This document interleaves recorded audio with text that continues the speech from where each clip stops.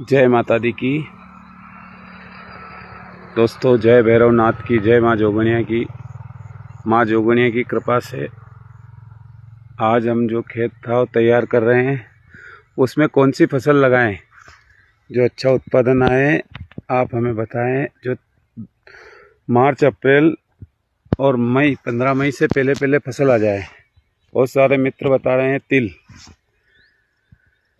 तिल की फसल कैसी रहेगी, आप सभी हमें कमेंट करके बताएं।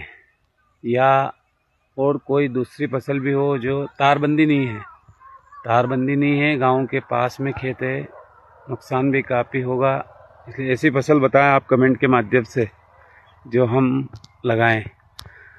ये हमारे बड़े भाई साहब, उन्होंने तिल जो लगा रखे हैं आगे वाले खेत में, वहाँ तक हमारा खेत है।